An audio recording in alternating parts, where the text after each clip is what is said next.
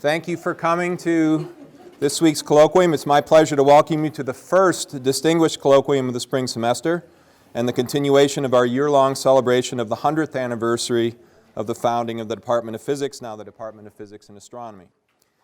So as with all our distinguished colloquium events, I invite you for a little food and drink at the reception immediately following the talk upstairs just outside the lecture hall. I want to highlight, that's what this slide is, the remaining distinguished colloquia coming up this semester. Alex Filipenko is a noted astronomer from UC Berkeley who will deliver both the departmental colloquium at the unusual time of 12 noon on that Thursday, March the 12th, because he's going to then give an evening public talk on dark energy in the runaway universe. Nobel laureate Dave Wineland will join us on April the 2nd. He is a recognized expert on laser trapping and cooling of ions and the applications to quantum computing and quantum metrology. He plans to speak on quantum computers and raising Schrodinger's cat, so don't miss these talks. This is the final installment also in a sub-series of this year's distinguished colloquia. So this is featuring our senior members of our faculty speaking about some of the history and the personalities that go along with the legacy of scientific achievement in each of their respective careers. You know, we have a number of senior faculty members in physics and astronomy, and one of my favorite stories to relate about this department is that we have no dead weight.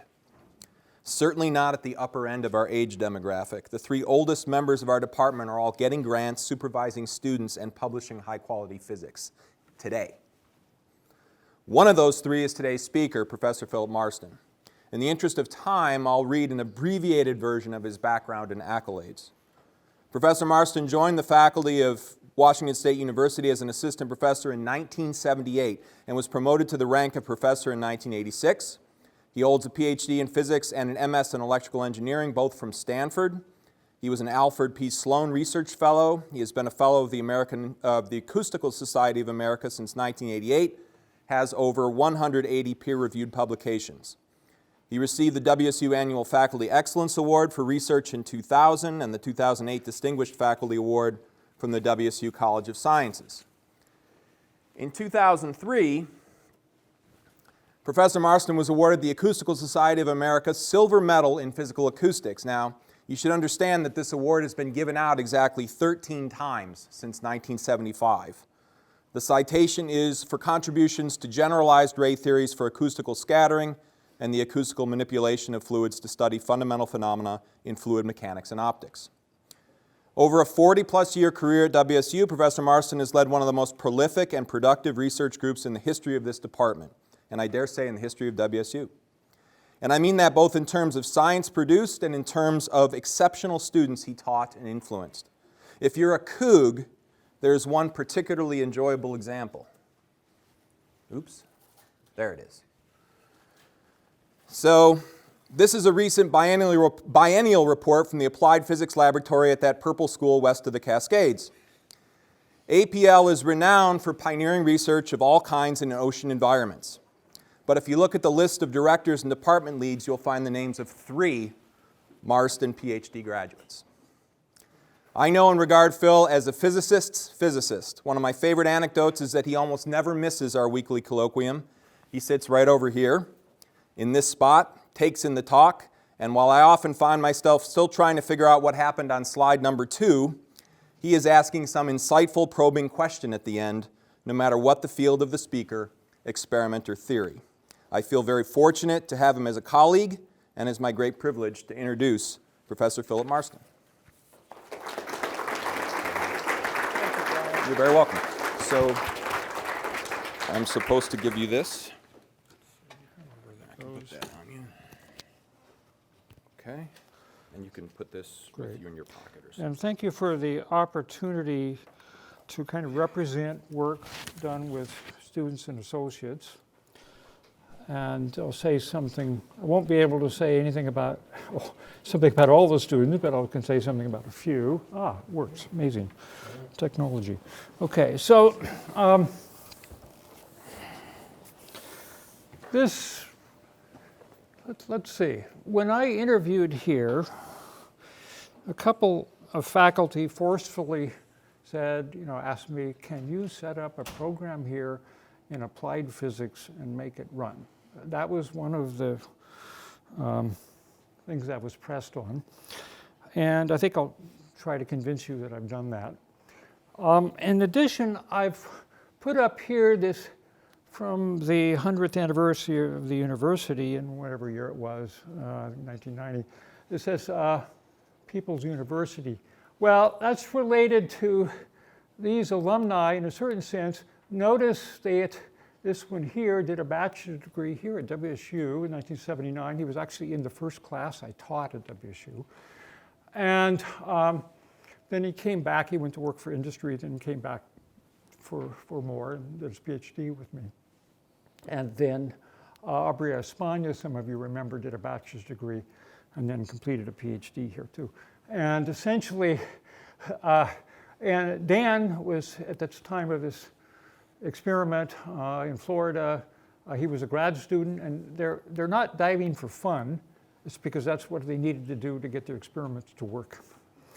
Okay, so the other thing about, there's a longer history in applied physics than I had realized, and that's why I put this picture here.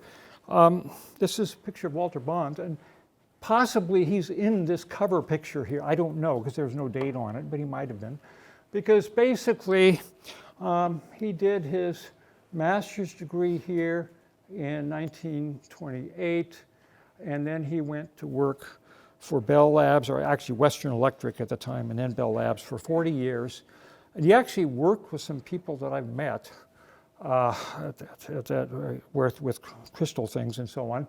And then he retired and went to Stanford and worked in the applied physics department and helped Professor Beyer with the laser physics class. And Beyer was actually very impressed by him. He sent me this note. And that's where I met Walter Bond, totally unaware of this WSU connection until years later when I stumbled across his dissertation. And it's actually relevant to this talk because he was studying the piezoelectric properties of quartz. And in fact, that's at that time, in the 1920s and 30s, that's one way that you generated ultrasonic waves in liquids was with quartz plates and also detecting them. And then I have a lot of debts to students. So these are some of the students I've kept track of where they're PhD students that went to these various institutions. This is Applied Physics Lab, Applied Research Lab, Penn State, where Dan is now, Applied Research Lab, Texas, where Aaron Gunderson, some of you remember him, a couple of people at Naval Research Lab in DC, Naval Support Activity Facility. Timothy Daniel, most recent student, is now a staff member, researcher there, and so on. And Grant Eastland, some of you remember, is at Keyport. But then also some of the people go into industry, and some people at Los Alamos, and some people go into college teaching. So there are many directions you can go with this. Oh, and I should say, I have a great debt to my family, the support of my wife, and this is from about 20 years ago. Children, they put up with a lot. Okay, so now physics. Let's see, we'll be interested in waves. And so waves are characterized by a wavelength at a particular frequency. This is from Maxwell's book, the first place where this picture appeared, showing the spatial relationship between electric and magnetic fields of a propagating wave. And we'll be interested in the wavelength concept both for electromagnetic waves and also for sound. And we'll be interested in certain scales. For example, we can have some object that the wave is interacting with, shown here in blue. And we can have the long wavelength limit, shown here, where the wavelength is much greater than A, or I'll occasionally use this wave number 2 pi over the wavelength, where in this limit, Ka is much less than 1. Or we'll be interested in the short wavelength limit, where now we have that the wavelength is much smaller than the object, and then Ka is large. And again, same concept applies to both light and sound. So we'll start off with something that I was interested in. I still am interested in it, but I'd be particularly interested in it 40 years ago. And that is this phenomena. Namely, if you were on a mountaintop and you have the sun to your back, and then some distance below you, you have a cloud, and you look at the backscattering of light from the cloud, and you view that and take a picture, you might see this ring here, and it turns out the size of the ring, angular width tells you something about the droplets, and furthermore, there's the wavelength dependence. And understanding that, it turns out that that was observed maybe 300 years ago or more, at least in the literature talked about. But it wasn't until 1947 that there was a really correct picture of why this occurs. Van de Hulst published a paper, so that's somewhat over 70 years ago. And he pointed out that this enhanced backscattering has to do with the shape of the outgoing wavefront. So this is an example of a Ka much greater than 1 phenomena where the scatter is a droplet and the wave is light, and the wavelength is small compared with the size of the droplet. And he pointed out that if you have a toroidal outgoing wavefront, then you can get this enhanced backscattering phenomena. Now, the problem of how to model that wavefront and calculate its amplitude was somewhat messy. Nussensfag, who visited here a number of years ago, worked out details of that.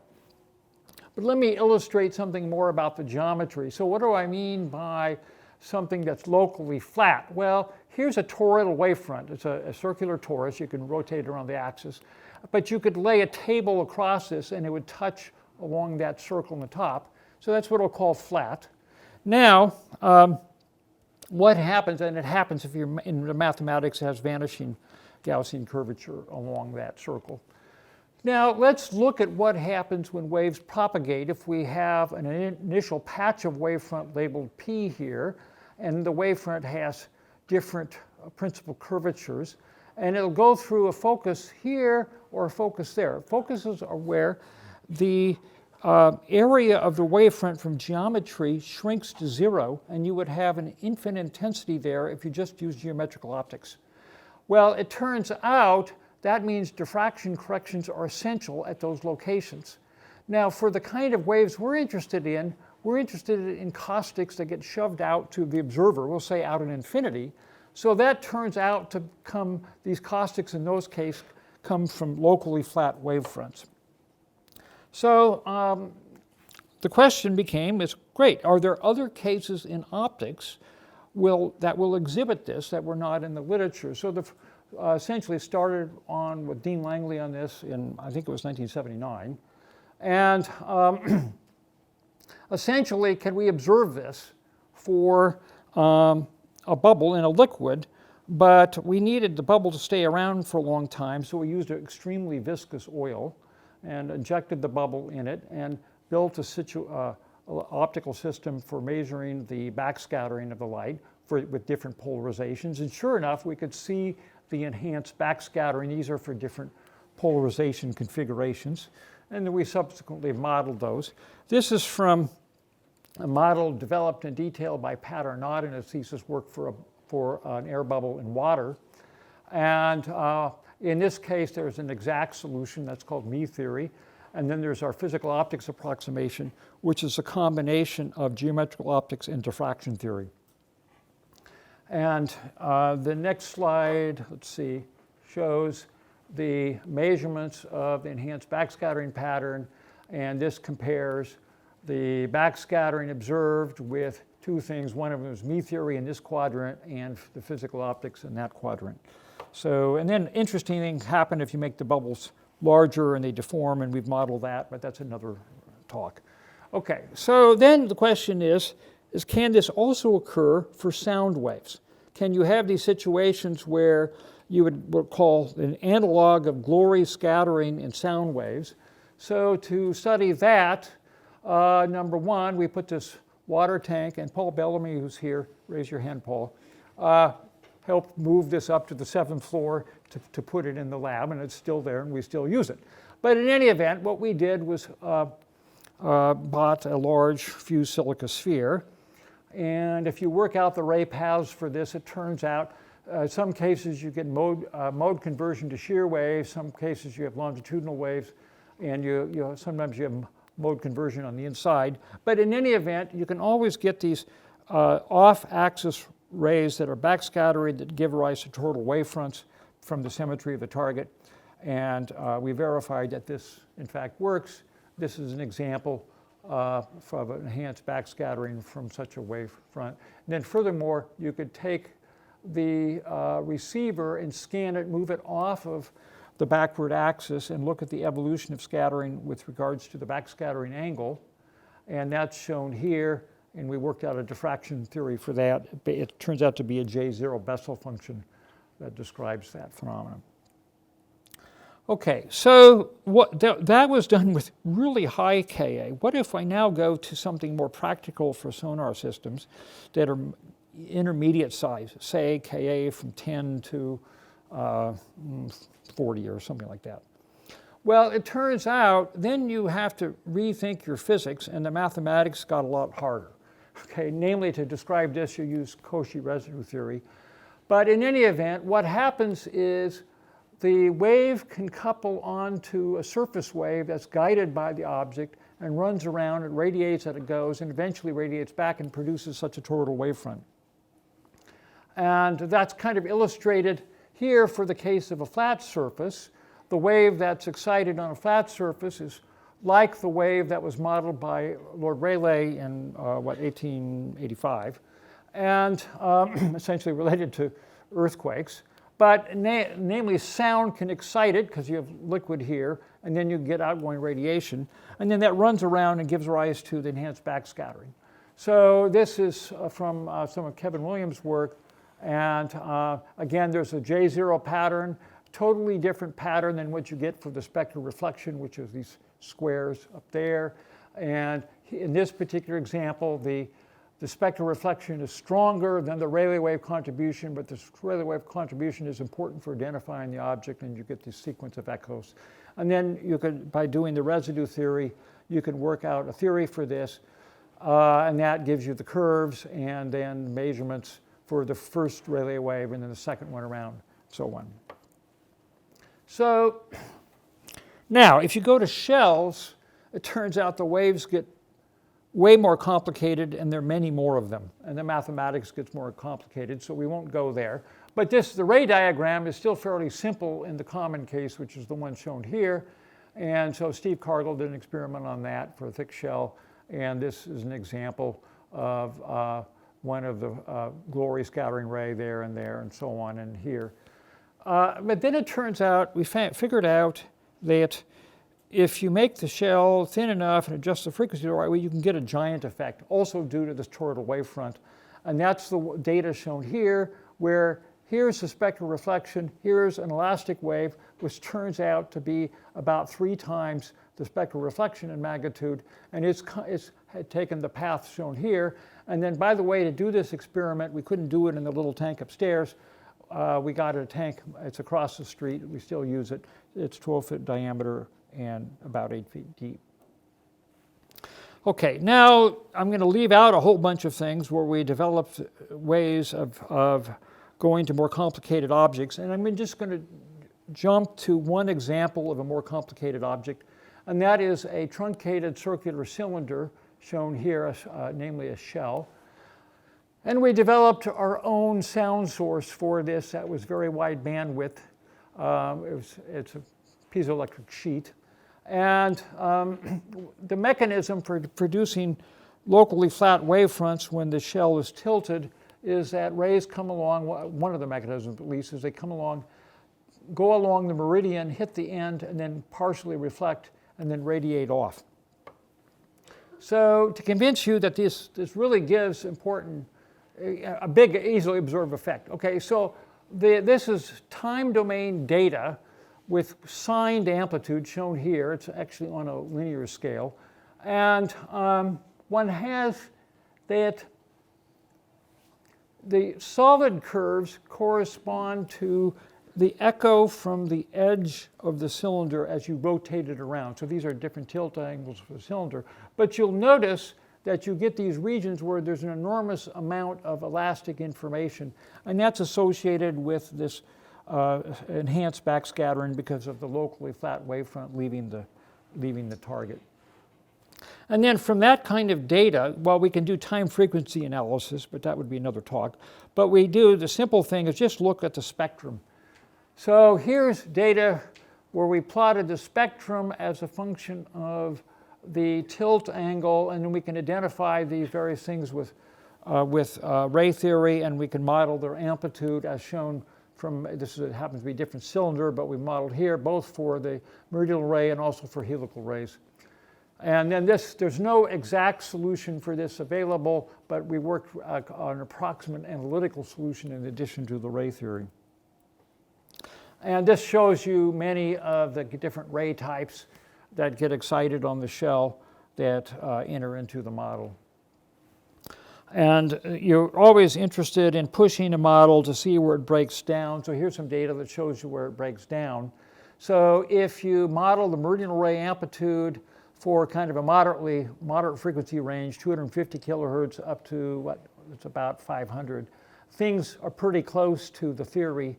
And then what happens, things deviate, and it's because there's some other elastic effects that kick in that are much more difficult to model.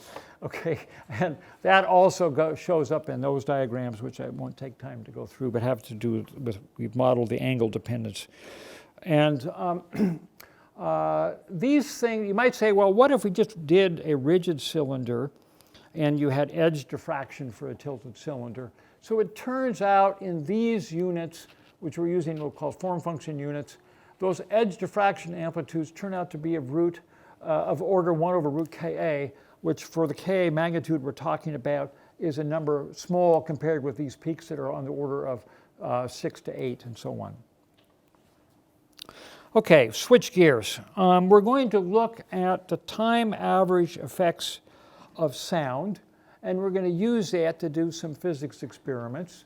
The earlier ones I won't go into, but it had to do with a master's thesis that was done where we did shape oscillations of liquid drops in a levitator and could break them up.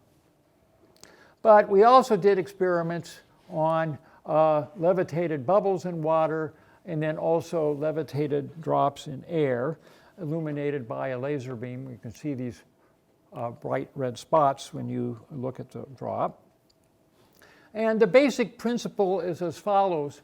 Namely, let's see, one of the mechanisms that gives rise to a time average force in an oscillating wave is if you have radial pulsations, like the case for a sufficiently small bubble or a sufficiently small drop of oil, then it would have this kind of oscillating profile, and it gives rise to a time average force because from continuum mechanics we know the force on this is instantaneous proportional to the volume and the pressure gradient, but that doesn't time average to 0.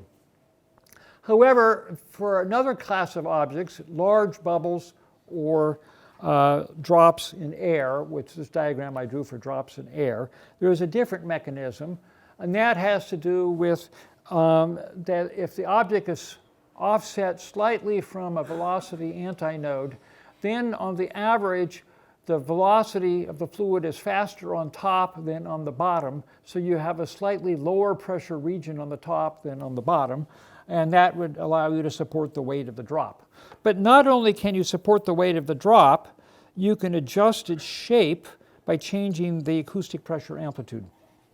So that's what this experiment was, is looking at the light scattering from a drop with a situation where it's illuminated with a laser beam, and you have one camera focused at infinity to get the scattering pattern, and one camera focused on the drop to record the shape. And essentially you get this evolution of caustics. You know, this one was known, that's related to the rainbow, which we'd studied earlier, but we weren't aware that under these kinds of conditions we would end up with these cusps coming in and this special pattern here and here, which we've subsequently worked out the theory of. It's a laboratory for studying the relationship between wavefront shape and diffraction patterns and the ray tracing through a drop. So there's a series of papers on that, which I won't show you, but I will show you this result. Namely, we did this with white light, and that gives bright colors near the caustic, and this was done with film because it was done before you could get CCD cameras, color CCD cameras. Okay, so, and the most recent paper on that was a thesis from, 2000, I think it was 8, by Oli Joby. And what she did was take the laser and then tilt it. And then what we're interested in is how do these patterns evolve with the tilt? And can you still get this special pattern? And the answer is yes, we could. So I was sitting on the data for a long time, and she went off, worked in industry. And I went to a conference, and somebody was trying to do this experiment, but they weren't able to do it. So I thought, well, I better write it up and publish it. So we did that. But in any event, we worked out a theory for that. And the amazing thing about research, sometimes you can work on a rather different problem and discover that the mathematics is something like what you did before. Okay, so here's a problem that Ben Jekowitz was working on. I had several students working on, at various times, caustics in water for various reasons, other situations, but reflection caustics. So in this case, we had a source, we had a reflecting surface, and it produced a caustic over here. Then we took a small cylinder and scanned it through the caustic. Now, the acoustic caustic. So if we now take the cylinder, put it on the caustic, what you would see would be this pattern in a triplicate in a way that makes sense. There's a direct echo, a single bounce echo, and then a double bounce one that's focused in both directions. And they always occur this order, and this is the largest. And then if you ask the question, suppose I move the sphere off of the caustic and look at the evolution of the amplitude as a function of the position of the sphere. That's shown in these diagrams. This one we knew, which should be an area function like we'd met before. What we hadn't realized is this is the same integral that we studied in regards to the hyperbolic focal section for our light scattering experiment. Shows up in that. So, and Ben worked that out. Okay, one more radiation force experiment. Well, more than one more, but anyway. Another one is a low gravity one where Eugene, Tran, and I, we proposed to do a bubble experiment on the space shuttle, and he had the good fortune of being selected to be the astronaut on the space shuttle. So here's Eugene.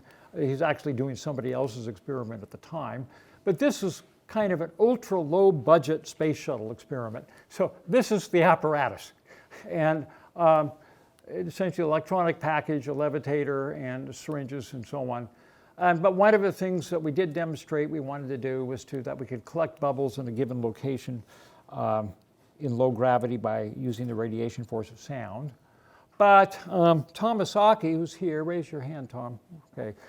This was part of his thesis work. So he spent, I don't remember, 1 or 2 summers down at Jet Propulsion Laboratory helping develop the experiment. And then he came back here and took a lot of data.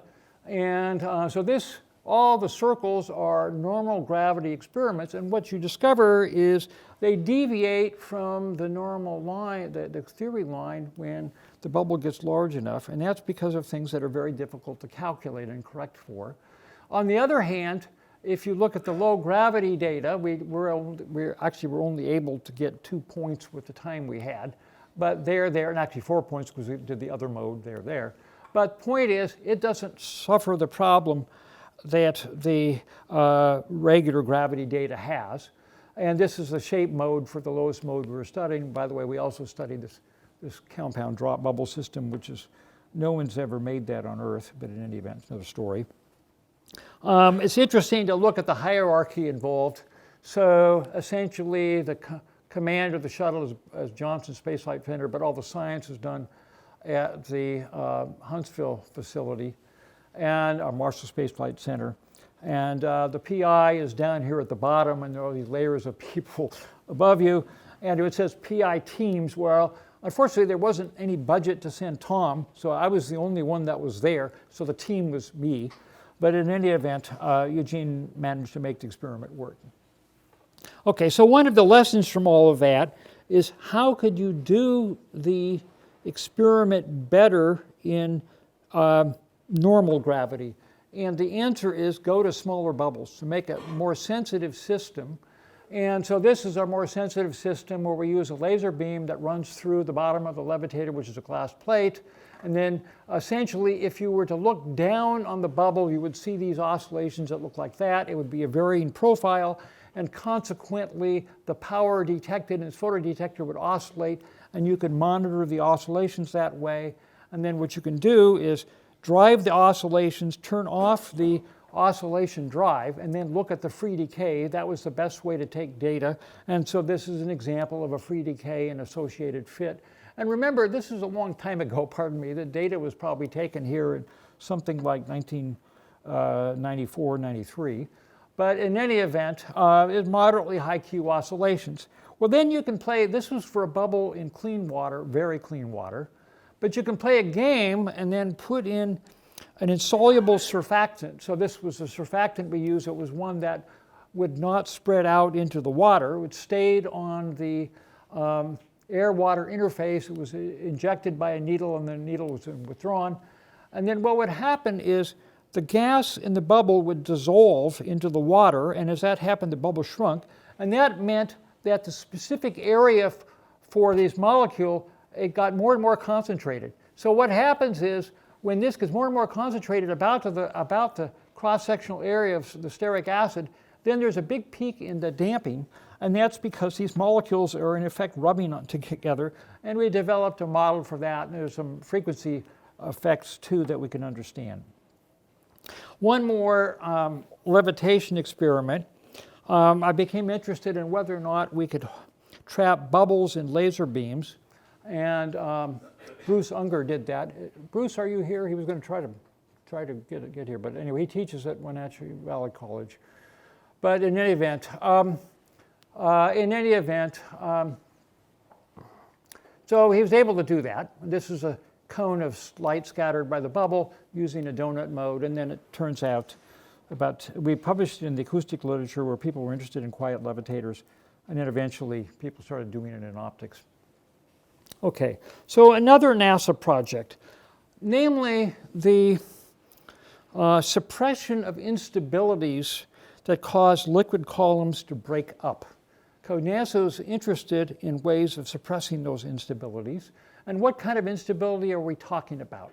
So suppose, number one, turn off gravity so I don't have to worry about the weight of the fluid. And suppose I have a liquid column here that's diameter that's 2r and length L. And then as I increase the length, I inject fluid in order to keep it the volume of a circular cylinder. Well, what happens is when the slenderness, which is the length to diameter ratio, exceeds pi, it's counterintuitive, but this thing becomes unstable. The reason it becomes unstable is that if you excite this mode, it actually, for a sufficiently long bridge, decreases the surface area. So because liquids have surface tension and a certain surface energy per area, that drives this instability. So we wanted to develop, and by the way, Plateau studied it, Maxwell studied it in correspondence, so he never published it, and Rayleigh wrote a paper on it. Okay, so the first way we developed for suppressing the instability is shown here using the radiation pressure of sound, where essentially we introduced an asymmetry in the acoustic cell, and we used density matched liquids to take away the force of gravity, and then essentially injected fluid, pulled the liquid bridge, and essentially what happened is we pulled it out to here. This is extra long bridge. It's naturally unstable. And then what we did was we turned off the sound field and hence the control. And so what happened is a fraction of a second it breaks, basically. So it shows we did this over and over again. We could control the instability, and then if we turned off the control, it would break. So if you want to do this not in density matched fluid, but low gravity, well, you have to go to low gravity, basically. And namely, if you do it for a liquid column in air. So here's the low gravity environment available to us is this parabolic part of the airplane path where you can get 20 to 25 seconds of low gravity. And so we went through various stages, but this is kind of where we ended up, where we have a free float package. Dr. Dave Thiessen, who's now with the Chemical and Bioengineering Department, was the lead person on these experiments, and then the grad student is off at the other end of this cable controlling things. And essentially, this is the low gravity portion because this thing weighs nominally 150 to 200 pounds. And essentially, the pilot says we're going to come out of low gravity and then put it down on the floor. And that portion was supposed to be helping, but he wasn't doing much. Okay, so in any event, this worked.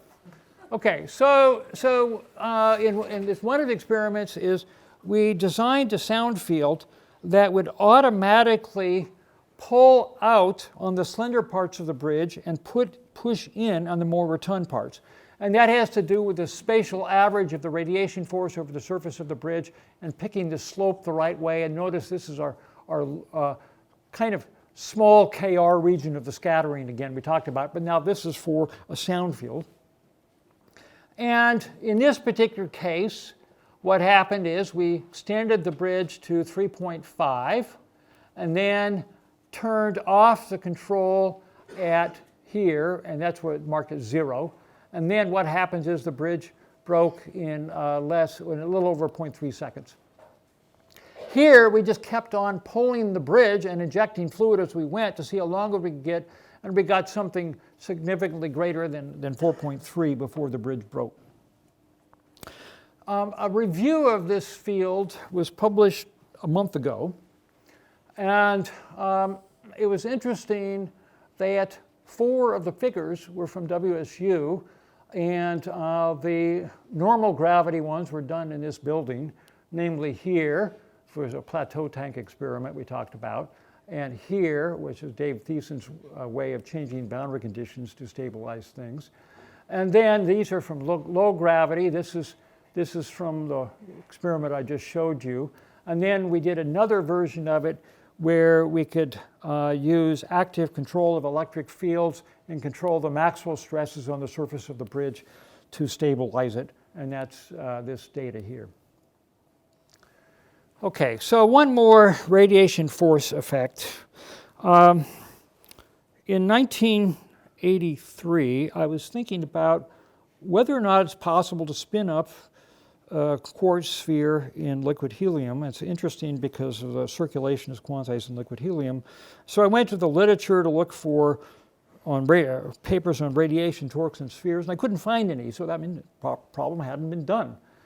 And my former climbing partner, Jim Crichton, had been injured in a climbing accident, so I called him up. He said, "Hey, Jim, this is a hard problem. Why don't we both work on it and see if we get the same answer? Then if we do, we're probably right." And we were, and we published it. So it turns out the torque is proportional to the absorbed power on a sphere. The sphere isn't shown, but it's here at the origin's coordinate system and illuminated by circularly polarized light. Now, by the way, this is now kind of a classic thing. There's several pages of it done in this textbook on optical tweezers, and some of it is left to a homework problem. So I guess if you live long enough, your research gets turned into a homework problem. But Askin also talked about it in his overview of things you can do to manipulate with lasers. And the reason why it's hard is to do it from electromagnetic theory. You have to figure out essentially the angular momentum flux through a surface that contains the scatter. And this is the Maxwell stress tensor here. And the problem, it turns out, is when you do that, without going through the algebra, it turns out that you need to keep track of the radial component of the scattered field. Normally, you never do that in a calculation for the far field, because this is a far field calculation. But it turns out, and it's because the radial component is much smaller than the transverse component, but you need the radial component in order to calculate the angular momentum transport. And so that's why the calculation was hard, and you can go read the paper, but in any event. Now, there's another way to do the calculation, and you say, okay, let's calculate as follows. Calculate the radiated angular momentum by saying I have circularly polarized light illuminating a sphere, and then what I do is I put a smart photon counter out here that measures the flux of called right and left-handed photons, or equivalently positive and negative helicity photons. And then I'm going to take the projection along the horizontal axis and integrate over a surface that contains the sphere. So if you do that, you do get part of the radiated flux. And it turns out it's given by this expression. Here's the integral, and then you can work it out from mean theory. This is here. This is from a slide from about 35 years ago. I never throw anything out. But in any event, this calculation is incomplete. What's wrong with it? It turns out it misses the scattered orbital angular momentum. And the scattered wave carries orbital angular momentum, and it's not included in this calculation. So you actually get a spin-orbit coupling in this electromagnetic interaction. And we actually talked about it in our papers from a long time ago, but you can find a review that I just got in a 2018 paper I wrote. And then we talked about how to make this a big effect where you tune the laser to the frequency of a plasmon resonance. So somebody did that a few years ago, and they got things to spin at several kilohertz. I think this is the record, but I haven't looked at the more recent literature. That's, i.e., several thousand. They had little gold nanoparticles. They were spinning them at several thousand rotations per second. Okay, so the next topic, if you want to do this with sound, well, you can't, because sound, you don't have spin in the same sense of the electromagnetic wave.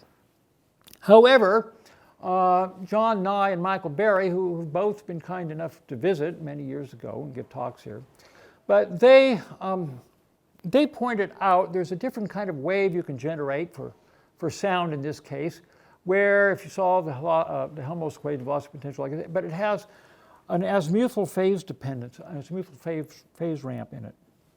Okay, so we built a transducer to generate those kinds of waves. This was part of Todd Hefner's work. He was one of those people in the diving picture.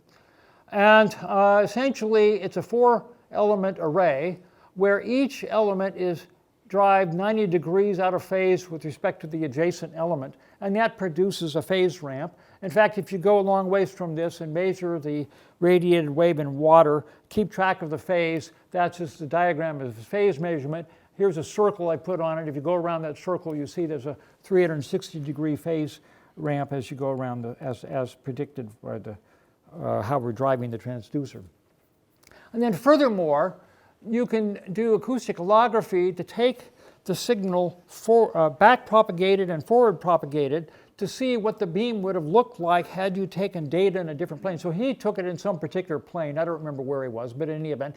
Then he forward propagated it and back propagated it, and sure enough, it preserves a null along the axis. There has to be a null along the axis because the phase is ambiguous there. Okay, so that's now called a vortex beam, and there's zillions of papers on it.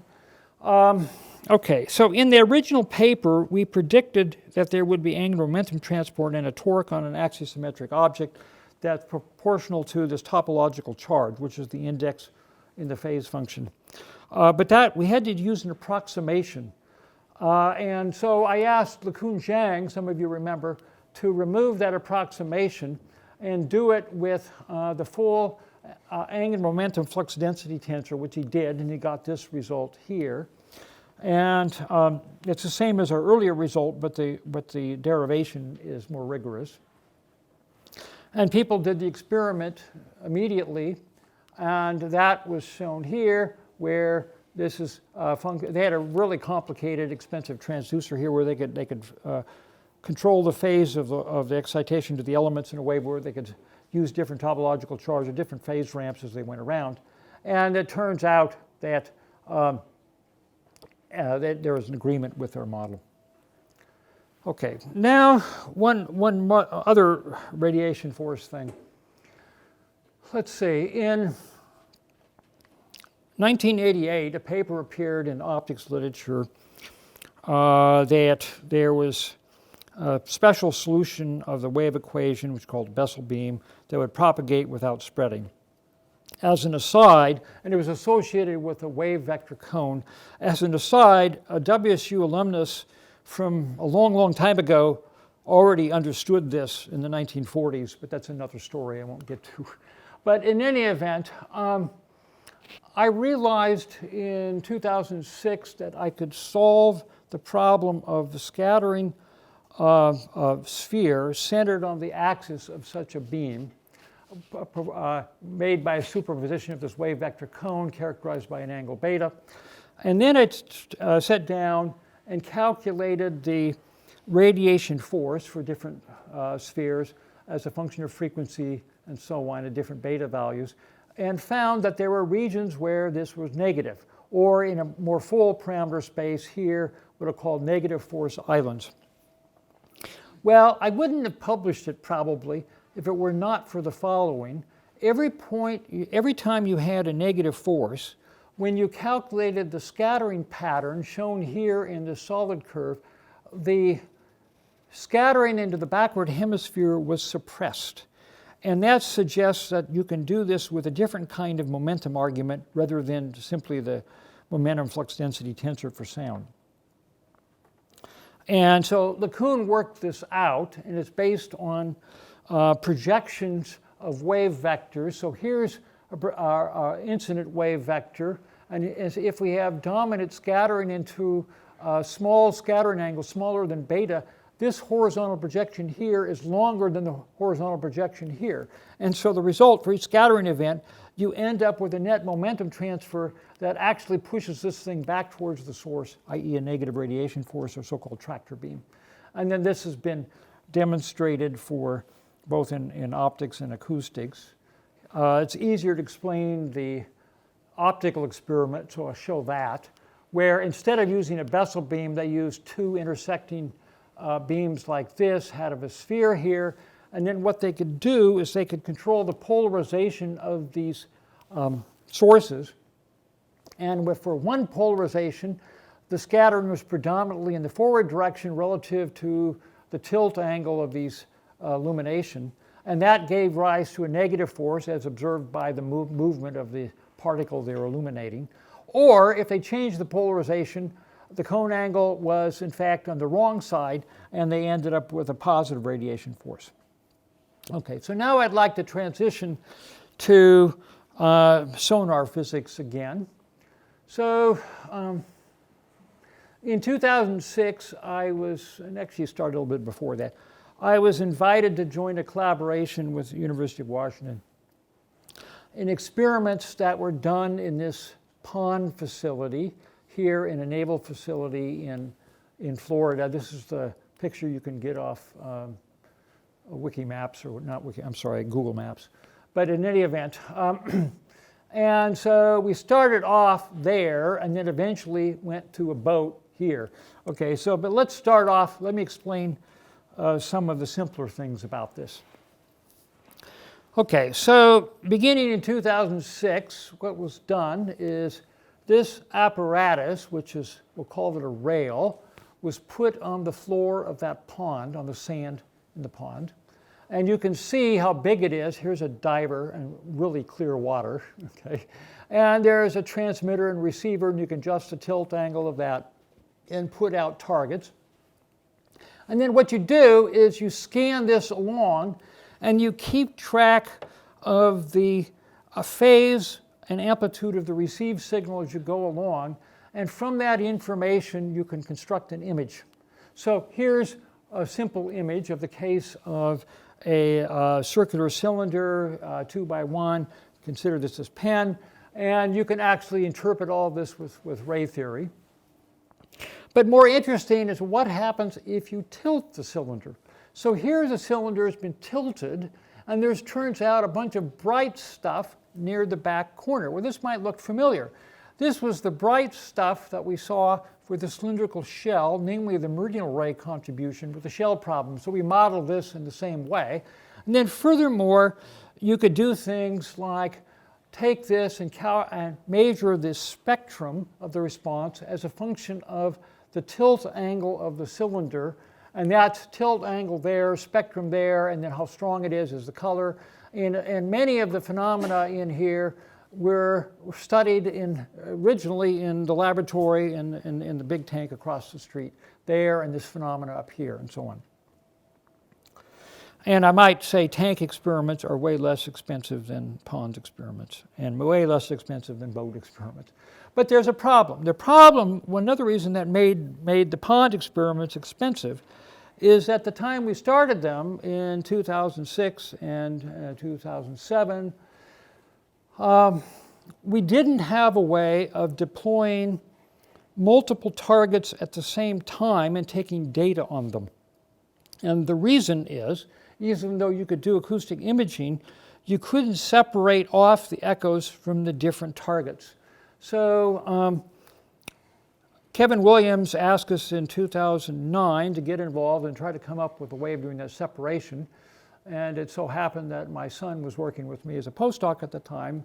And so this is one of the ways he came up with based on deconvolution, where this is actually done with synthetic data where multiple targets are present.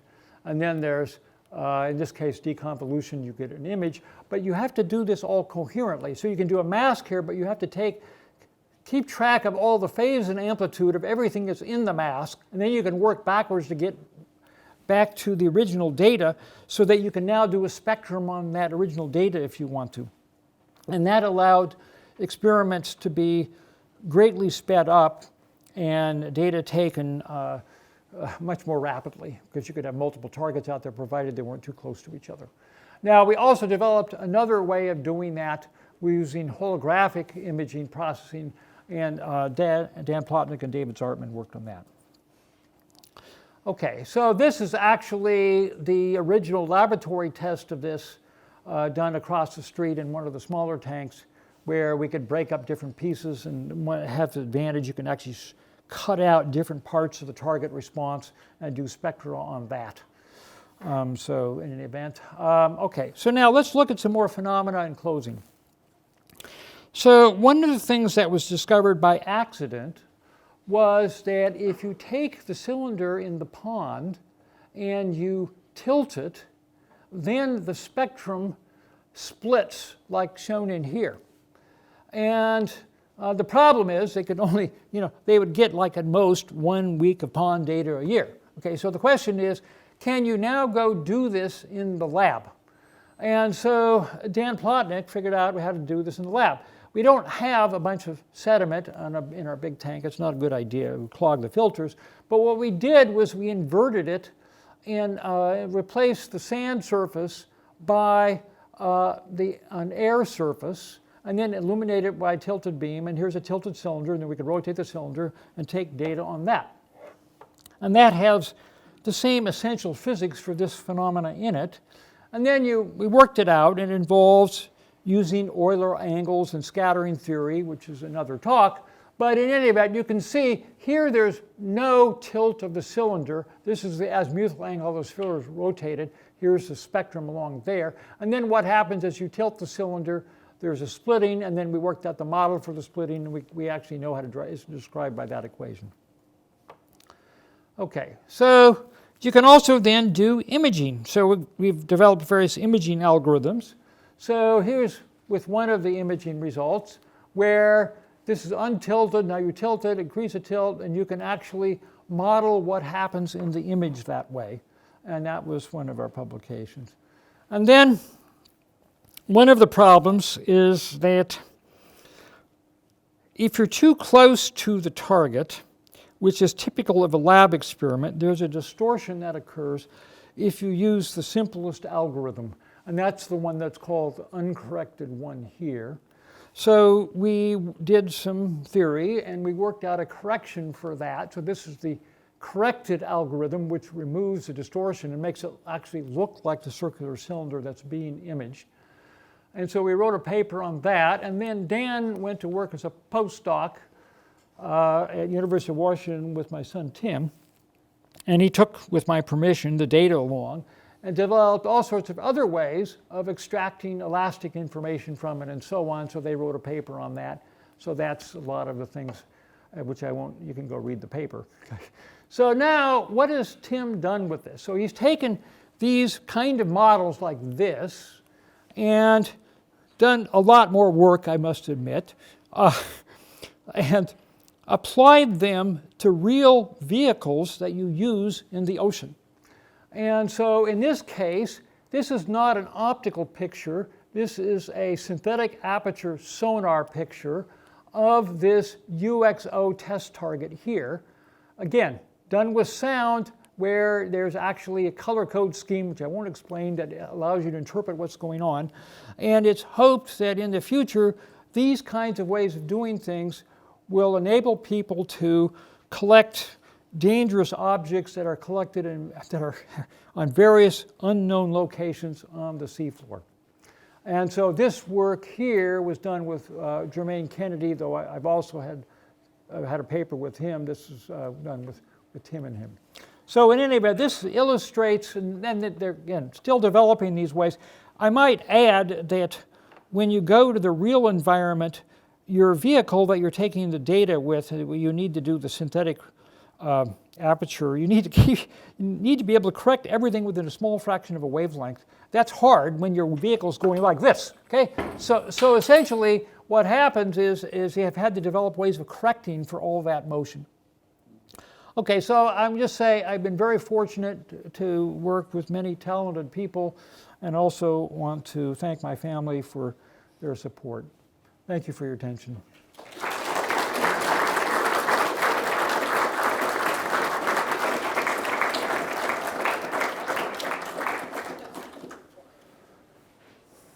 We have time for a couple of questions, if there are. I'm going to put up something which I couldn't embed in it, but it's just neat, so I can't resist not showing it. Okay, so here, and blow this up. So this is our original sonar imaging system, published about 20 years ago. This is Todd Hefner's work. This is a sound field interacting with an elastic plate in water, where you're watching all the waves that are generated on the elastic plate due to the sound field. And there was a lot of surprises in that. Every student comes up with interesting surprises we couldn't have anticipated.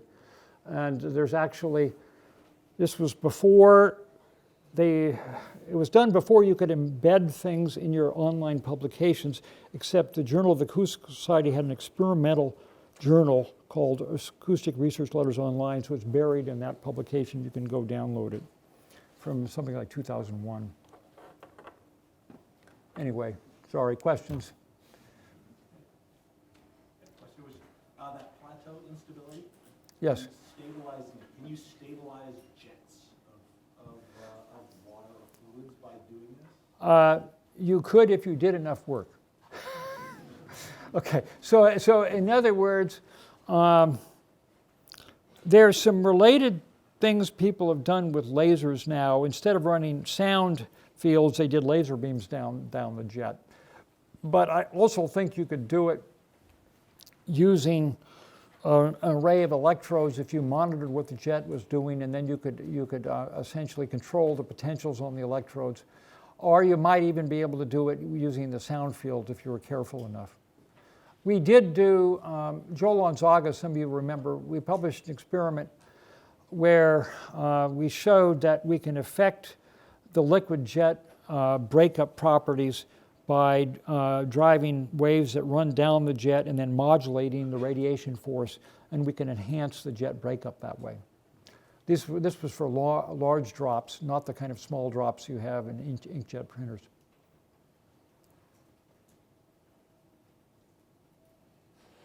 Other questions? Well, if not, let's please thank Professor Marston again.